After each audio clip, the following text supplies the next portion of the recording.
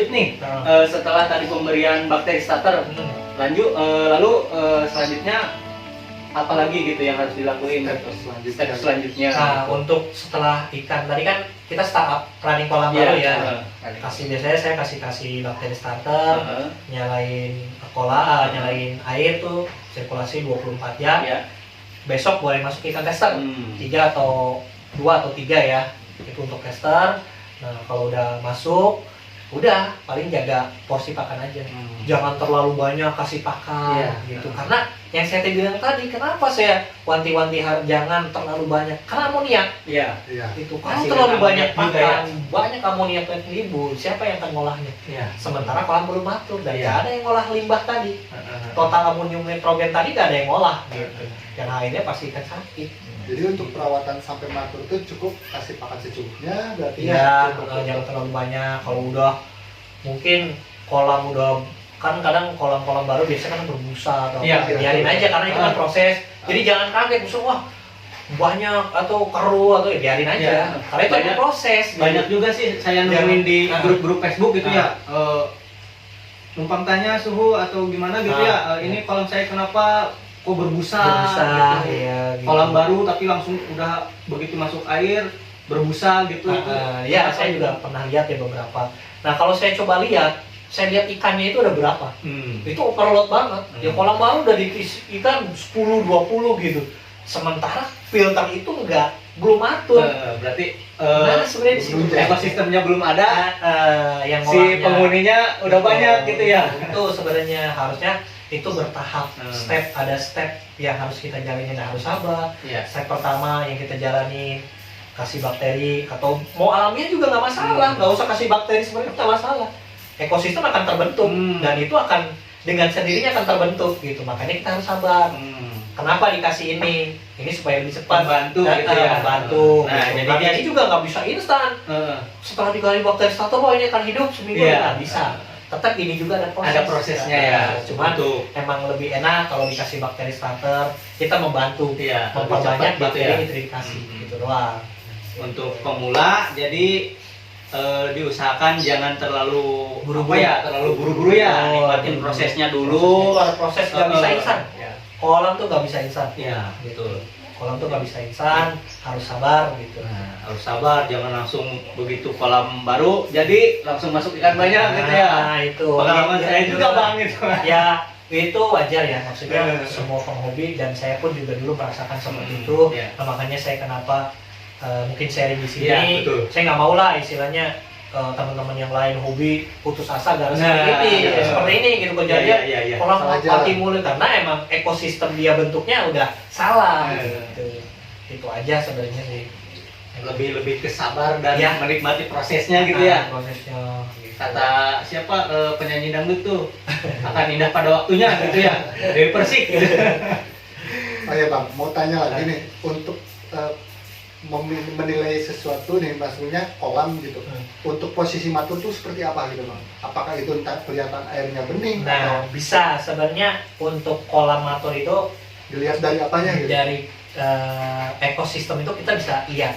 Pertama kan kalau kolam dari tadi startup dari 0 sampai 6 sampai 7 minggu dia akan terbentuk lumut biasanya. Lumut yang warna coklat. Jangan yang hijau ya, itu alga aja. Salah, itu alga ya. Buat air jadi nggak enak dipandang gitu ya. Itu alga. Jadi yang lumut itu yang bagus dia akan tumbuh berwarna coklat. Itu bisa diperhatikan. Nanti biasanya di pinggir kolam, di bawah itu akan terbentuk lumut. Dinding lumut itu akan coklat. Sama mungkin ada beberapa proyek saya juga tuh yang di Ciawi gitu. Itu yang udah sampai sekarang 4-5 minggu tuh, itu udah terbentuk di pinggirannya udah ada lumut gitu. Nah itu udah proses mau matur dia biasanya dari situ. Makanya jangan dicoba-coba pakai probiotik jangan. Nanti setelah udah matur sih bebas mau kasih probiotik nggak apa-apa. Asal jangan dikasih Yakult. Pernah saya dengar ya cerita dikasih Yakult gitu. Banyak juga sih yang di komunitas di Facebook gitu dikasih Yakult gitu, apa baik apa enggak gitu. Sedangkan kan di Yakult itu ada ada bakteri bakteri baik lactobacillusnya. Lactobacillus ya. Nah, ya sebenarnya gini. Kalau saran saya yang pribadi, ngapain kita harus pakai seperti itu?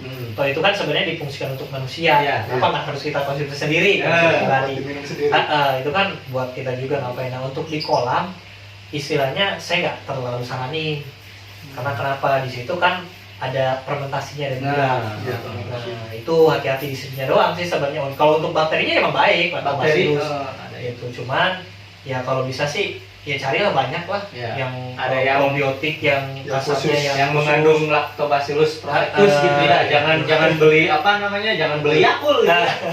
Ya aku saran saya mendingan kita konsumsi aja pribadi. Soalnya saya pernah baca juga di media Facebook gitu ya. Ini dikasih Yakult boleh apa enggak gitu. Lebih ke ini sih parameter air. Kalau saya sih ya kalau saya pribadi ya janganlah.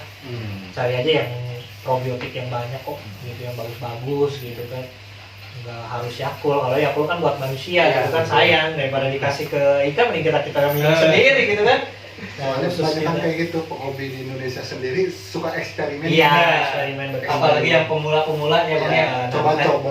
Kita harus tahu dulu kandungan apa sih yang kita ada di butuhkan dalamnya, di gitu ya. kolam itu gitu. Jangan sampai wah coba orang bagus. Nah kita harus ngerti lah, maksudnya kita juga harus belajar mencerna.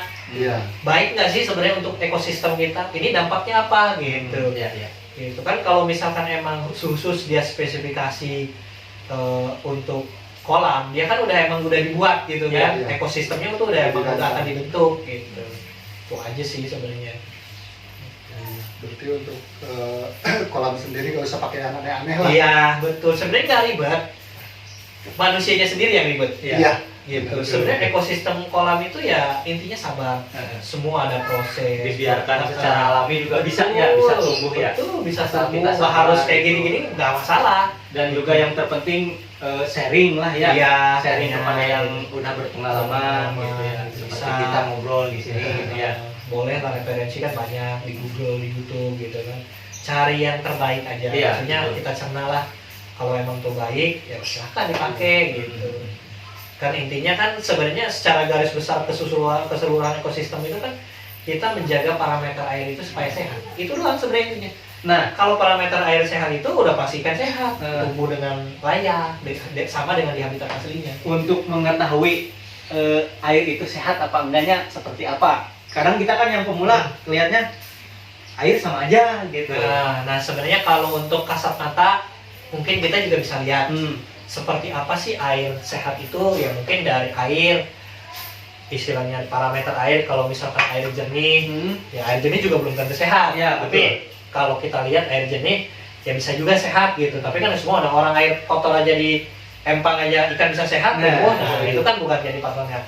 Yang penting itu air sehat benar-benar buat ekosistem kolamnya. Ya intinya kalau misalkan dari kasat mata mungkin ya beberapa emang sekarang udah canggih ya, zaman teknologi udah maju, kita bisa cek parameter air gitu. Nah kalau untuk kasat mata sendiri ya kita bisa lihat kalau misalkan air kental itu kan dia akan timbul buih, busa, biasanya kan mengapung di permukaan. Berarti itu kan biasanya tuh ada yang nggak beres di ekosistemnya. Biasanya itu kalau beberapa saya coba ukur biasanya dari ketan atau amoniak tinggi. Itu parameter itu kan biasanya busa, amoniak atau kadar protein. Nah itu kuning biasanya ke air. Nah itu kalau dari kasat mata sendiri ya kita bisa bandingin. Kalau mungkin kalau udah yang udah agak ngerti, cuman kalau untuk awam kan kadang kita nggak paham. Makanya dari situ kalau parameter air ya kita bisa lihat. Kalau misalkan ya untuk kolam lama ya, misalkan kalau kolam baru udah pasti dia berbusa, pasti ada busa. Kolam lama tuh biasanya kalau udah puspakan tiba-tiba air jadi kuning terus keruh. Nah terus biasanya tuh timbul gelembung-gelembung yang kasarnya susah dia terurai. Nah itu kan sifatnya dia bipolar. Kalau misalkan emang gelembung itu yang bagus kan ketika dia turun dari waterfall dia akan hilang. Jadi nggak ngebentuk gelembung dulu sampai lama dia baru pecah tensionernya. Jadi ya gelembung itu harusnya ketika dia turun dia akan pecah. Nah itu yang bagus sebenarnya. Di kolam yang begitu ada waterfall terus gelembungnya lama terurai gitu. Itu ada yang apa? Biasanya dari sehat gitu ya. Parameter biasanya sih ada beberapa yang naik. Entah itu dari amonia, ya mungkin dari sistem total amonium nitrogen tadi kan, keseluruhan tadi pasti ada itu. Untuk lebih pastinya bisa dicek ya. Oh bisa, kalau untuk lebih pastinya kita bisa cek yang memastikan. Kalau untuk ngeraba kan kita agak susah. Iya, iya. Nah, untuk kita tes biasanya pakai tester kit. Nah, jadi setelah video ini kita boleh cek dong ya, Ya, kolam ya. omongan seperti apa, sehat apa enggak gitu. Kebetulan kan beliau juga ya apa namanya menjual atau obat-obatan segala macam ya Om ya. Iya, ada redisi kalau misalkan mau ya konsultasi, Iya. mungkin ada mau ngebahas kolam, terus ya parameter air, kita juga menyediakan jasa cek juga gitu lah. Jadi ada jasa cek juga. sehat nggak sih sebenarnya kolam Iya. saya? Nah, kita bisa cek. Nah, itu bukan kita cek juga pakai alat ya. Iya, Jadi betul. kita bisa lihat kadar oksigen, kadar pH, Iya. kadar amonia, kadar racun. Nah, itu kita bisa cek semuanya gitu. Kadar nitrat, nitrit itu bisa cek sebenarnya. Gini Bang, untuk ikan koi sendiri nih, untuk di pH biasanya dipakai untuk berapa? Apakah itu Kalau ideal idealnya? ikan koi bisa hidup itu di range antara 65 sampai 9. 8, 9 masih bisa hidup. Masih bisa hidup? Nah, tapi yang harus kita jaga di ekosistem kolam itu ideal di 7,5. Itu ideal yang harus kita kalau bisa usahakan seperti itu. Kenapa? Kita masuk di range 7,5 gitu kan, iya. di range-nya. Kenapa nggak di koi kan bisa hidup di 8, Iya. bisa hidup di 9. Nah, parameter air yang bagus itu adanya di angka 7,5. 7 sampai 7,5. Iya. 7,5. Nah, 7,5 itu udah ideal untuk koi hidup. Ideal benar-benar dia sehatnya di situ. Sehat. Karena kenapa? Di 7,5 itu parameter air udah kasih bagus. Gitu. Dari sistem pengolahan limbah tadi yang saya bilang tadi, nitrogen, total nitrogennya, amoniaknya, nitritnya, nitratnya. Nah, ketika di angka pH 7,5 itu si parameter air itu lebih stabil. Gitu. Makanya kenapa kayak mungkin kayak di Jepang atau di mana kan dia ada range koi itu parameter air itu dijaga benar-benar. Bahkan mungkin ada yang sampai beli RO gitu Iya, kan. iya. Itu kan mahal alatnya Iya. gitu kan, pengen air itu benar-benar bagus lah gitu. Tapi kan kita nggak sampai seperti itulah. Ya. Kita menikmati hobi itu bukan untuk penyesarangan juga Ya, kan. Maksudnya ya kita nikmatin koi itu untuk kita kesenangan, untuk kita hobi ya kasar nggak dipusingkan. Ya. Gitu. Tapi kita harus tahu step dan stepnya. Gitu. Itu aja.